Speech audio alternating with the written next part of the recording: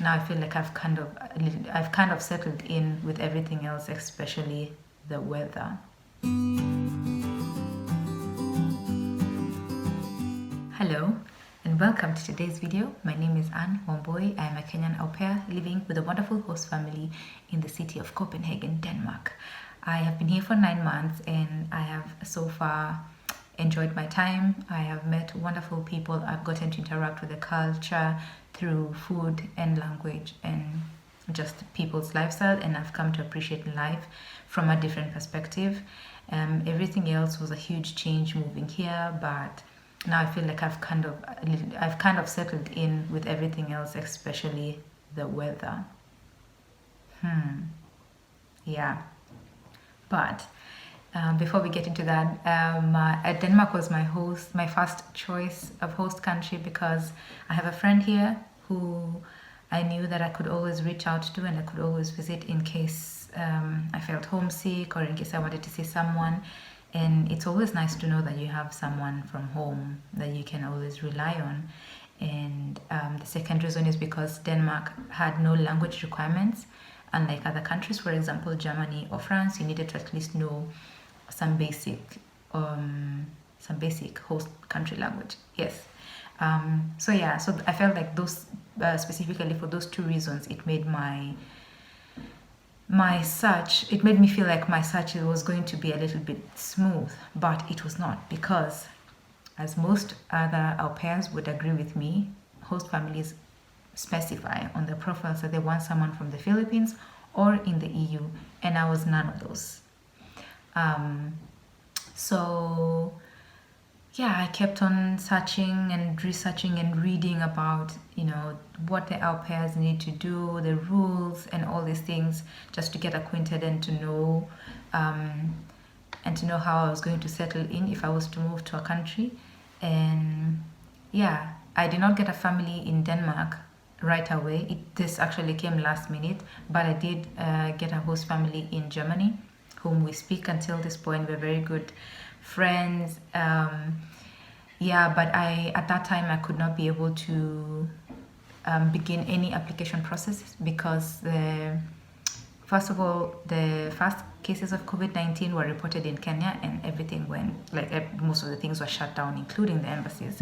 So I could not book an appointment, and of course I could not book an appointment without the German certificate, which I had not done the exam for yet. I had booked the exam, but then the institution was closed, and I was just beginning to freak out, panic, lose faith, and I thought it was not going to happen. But yeah, months down the line, I found my host family. In the beginning, I didn't think it was real. Because I just didn't think that it was going to happen, and I thought that they were too good to be true. I thought, how come? Like, after all these months of searching, and then right now I'm just getting, a family in the place where I've been wanting to go to. Yeah, but it took about 3 months from us beginning to talk until my visa was approved, and then I traveled to Denmark in August of 2020. Yeah, Danish people are warm. I like how they say hi to you. Sometimes I'm walking in the park or in the street, or sometimes in the train as well. But you just find someone smiling at you or saying hello or just giving you a nod, especially my African people. Yes, there's just that nod, to acknowledge that I see you and you see me. So I really enjoy that. And yeah, I think Danish people come off as shy, but I came to understand that it's not because they're shy. It's just that if they don't know you, they're generally not going to come to you and start up a conversation, which is definitely understandable. But they're very nice and warm people once you start knowing and getting into their space. One of the other things that I enjoy about Denmark is punctuality. Oh wow, I was loving it from the beginning. Trains come like to the minute. They arrive to the minute, and they buses the same thing, and people as well, they like to keep time. So I really enjoyed that because, man, Nairobi, I love my hometown. I love my city, my country, and everywhere else that I've been to in Kenya. But traffic, traffic can delay you a big one. And here, as much as there's traffic, sometimes I hear like my host mom saying, "Oh, how much there was traffic," and when I look at the road, I'm like, "This is not traffic." Like, mm-mm. She has been to Nairobi and she knows, but I was just like, this is not the traffic. But I enjoy that things are so on time, like people are so on time, and yeah, I really enjoy that. I have also so much enjoyed um, going to parks for free, going to museums sometimes for free, and if it's not free, then I will pay the same entry fees as a Danish person, which is good. It encourages people to still go. In Kenya, it's not the same. Residents, citizens, and foreigners are gonna pay different prices. I don't know how to feel about that, but I'm gonna reserve my comments for now. But yeah, I like that as a foreigner, I don't have to pay more than a Danish person if I'm to go somewhere. If I'm go to a museum, for example, and the parks are just free. You can walk, you can sit, enjoy the sun. You can also find people. It's weird, but you will also find people sitting or just hanging out in the cemeteries. Yes, in the cemeteries. The It's just weird. The cemeteries are, well maintained, clean, and people just hang out there. Like now that the weather has become better and the sun is out, you just see people with their blankets lying down, enjoying the sun, basking, eating, drinking, and I'm like, okay. I guess this is what we do up here, but yeah. So people enjoy that, and I think probably one of these fine days I may want to hang out there, although I've gone for like runs or walks through different cemeteries. So the weather is another thing. One of the most challenging times was during winter because the cold was just too much. I had never in my life experienced like minus degrees, so that also hit me a little bit hard. But now I feel like maybe this coming winter, I really hope that I'm gonna be better at it and just not be beat down by it as it was before. So my duties include cooking. I sometimes drop kids to the nursery and pick them up 2 times in a week. I play with them after school, but not so much. The parents like to do that, which I think is really important and really good. They get to have that time to bond, and I also get to help them with other things around the house. And I'm free from Friday afternoons. I'm free, and over the weekends. So I really like that. And my time now, when the kids are in nursery, I have free hours where I can just do whatever I want. For example, go for a language class, which now we're doing online, but before it was in person.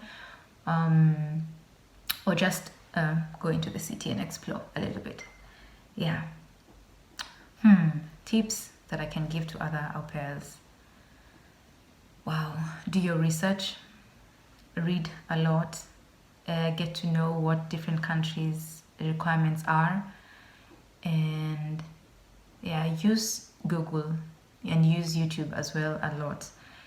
When you find your host family and when you're starting your visa process, I think it would be nice to start learning the language of the country you're traveling. You'll soon be traveling to online, and then just have be able to be able to know the little basic things like greetings, because I feel like that will be very important and it will be very helpful for you to settle in the beginning, especially with the children. The other thing that I think is also very important is that you have a backup plan. Also have something that you're doing at the moment when you're still trying to apply for when you're still trying to find a host family. The application process and looking for a family can be very tiresome. It can be very long. It can be very frustrating because you will get a lot of rejection messages, and if that's the only thing that you're doing at that time, it's going to consume and it's going to get into your head. So I feel like having something else that you're doing, you know, in hindsight is going to help you have sort of like a balance. Yeah. And yeah, and I just really hope that whoever is out there as an au pair looking for a family, I hope that you do find the family that, you know, that deserves you and that you deserve them, and that you just have a wonderful time, and even more than what I have already experienced. Yeah, I think the au pair program is a really nice opportunity for people to interact and know other people's cultures and just see the world in different ways. Yeah, I think that's really important. It helps you, and it helps you appreciate people more and get to understand why people think the way they do and why they are perceived or come off the way they do. Yeah. And one more thing before I go, the food is good, like delicious. Some of the foods that I've tried, I mean, so far I think I've tried most of them, and I don't think there's anything negative that I would say, except that I'm still struggling to eat the greens. Yes, but they're very good and healthy. If you mix them, if you like have a nice dressing on top, everything is good. But just eating like the greens by itself, I still haven't got around that. Yeah, there are different foods for different seasons of the year, which is really interesting, because back home we just eat whatever you want at whatever time of the year you want. If you want to eat chapati, you can eat it in January, you can eat it in December, or even June. But here there are foods for the summer and the winter as well. I think for different purposes, especially when you eat them and you feel the taste, you're like, okay, I see why this is this. Like the warm foods for winter. Yeah. Oh yes, and the language. Danish is such a beautiful language, although it's one of the hardest that I've come across, and maybe someone else could also say the same thing. But it's very beautiful when you start like connecting one and understanding why this is the way it is, and this is how to pronounce it, or this is how to say it. But it also takes a little bit more, like not like a little, but a lot of time before you get to have the confidence to speak. But it is all good. When I first understood, like when I first had an announcement in the train and understood what he said, I was like, wow, this is nice. I no longer feel like an outsider. I no longer feel like a tourist, a foreigner, whatsoever. I was just like, yes, this is it.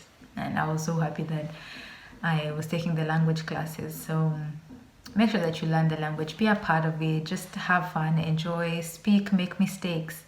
Yeah, and just have a wonderful time. It's a good experience, and share your experiences with people back home and others out there. Write your own story.